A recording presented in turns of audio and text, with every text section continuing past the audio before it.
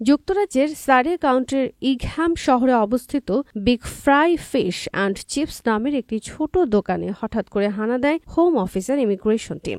অভিযানটি ঘটে ২০২৪ সালের মার্চ মাসে, যেখানে কর্মীদের অনেকে আতঙ্কিত হয়ে পড়েন। অভিযানের সময় অবৈধভাবে কাজ করার অভিযোগে এক কর্মীকে আটক করা হয়, কিন্তু দোকান মালিক মার্ক সুলিভান বলেছেন তারা সব নিয়ম মেনেই ওই ব্যক্তিকে নিয়োগ দিয়েছিলেন। ২০২৩ সালের শুরুর দিকে যাকে নিয়োগ দেওয়া হয় তিনি জাতীয় বীমা নম্বর, হাউজিং বেনিফিটের কাগজ এবং স্টুডেন্ট লোনের রসিদ জমা দেন। এমনকি তারা ব্রিটিশ পাসপোর্টের ফটোকপিও জমা দেন। তাকে বেতন দেওয়া হতো HMRC এর পে সিস্টেমের মাধ্যমে। তবে সমস্যা তৈরি হয় একটি ছোট ভুলের। দোকান কর্তৃপক্ষ আসল পাসপোর্টটি চেক করেননি, যা হোম অফিসের মতে ছিল একটি গুরুতর ত্রুটি। পরে জানা যায় পাসপোর্টে থাকা নামটি ওই ব্যক্তির আসল নাম ছিল না। হোম অফিস জানায় জাতীয় বীমা নম্বর ও সরকারি সুবিধার কাগজপত্র কারো পরিচয় বা কাজ করার অধিকার নিশ্চিত করে না, আর তাই দোকানটিকে সরাসরি 40,000 পাউন্ড জরিমানা করা হয়। মার্ক সুলিভান তখন দুইটি পথের সামনে দাঁড়ান। ১. ২১ দিনের মধ্যে জরিমানা পরিশোধ করলে 30% ছাড়।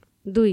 আপত্তি জানালে জরিমানা বেড়ে 80,000 পাউন্ড পর্যন্ত হতে পারে। তিনি ছাড়ের পথটি বেছে নেন, যদিও তিনি বলেন, আমরা নিজেরাই ভুলটা বুঝে হোম অফিসকে জানিয়েছিলাম। কখনোই অবৈধভাবে কাউকে চাকরি দেওয়ার ইচ্ছে ছিল না। আমাদের আত্মপক্ষ সমর্থনের সুযোগও দেওয়া হয়নি। সুলিভান বলেন, লোকটা খুবই ভদ্র, শিক্ষিত, ব্যাংক অ্যাকাউন্ট ছিল, এমনকি স্টুডেন্ট লোনও পরিশোধ করেছে।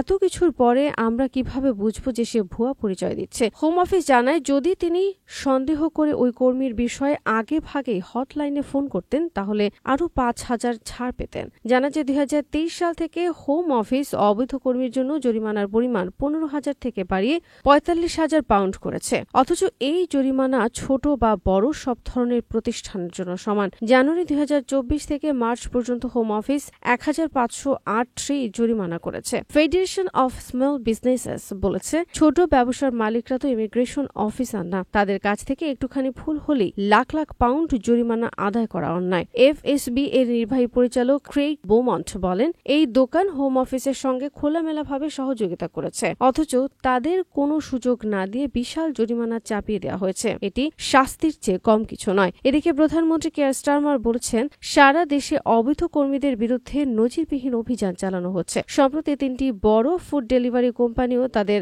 রাইডারদের নিয়ে বাড়তি চেক শুরু করেছে, কারণ সরকারের দাবি অনেকে অবৈধভাবে এসব কোম্পানিতে কাজ করছে। অন্যদিকে হাজার হাজার আশ্রয় প্রার্থী এখনো হোম অফিসের সিদ্ধান্তের জন্য অপেক্ষা করছেন, যাদের অনেকে মাসের পর মাস কাটাচ্ছেন সপ্তাহে মাত্র 8.86 পাউন্ড পেয়ে। হোম অফিসের এক মুখপাত্র বলেন, নিয়োগকর্তারা যেন সহজেই কর্মীদের পরিচয় যাচাই করতে পারে, সেজন্য পুরো প্রক্রিয়াটাই ফ্রি ও ডিজিটাল করা হয়েছে, তাই ভুলের কোনো সুযোগ নেই। ব্রিটেনের এক বাংলাদেশি ব্যবসায়ী বলেন, দেখুন, আমরা যারা ছোটখাটো দোকান চালাই, রেস্টুরেন্ট বা টেক অ্যাওয়ে, আমাদের পক্ষে সবসময় ফর্মাল কাগজ যাচাই করা সহজ না। কেউ যদি জাতীয় বীমা নম্বর, ব্যাংক অ্যাকাউন্ট আর পে স্লিপ দেখায়, তাহলে আমরা কিভাবে বুঝবো যে ওর পাসপোর্ট আসল না নকল? এখন প্রশ্ন হলো, একজন কর্মীর জাল পরিচয় ধরতে না পারার জন্য একটা ছোট ব্যবসা যদি 40,000 পাউন্ড জরিমানায় পড়ে যায়, তাহলে আর কতটা ঝুঁকির মধ্যে আছে যুক্তরাজ্যের হাজার হাজার ছোট ব্যবসা?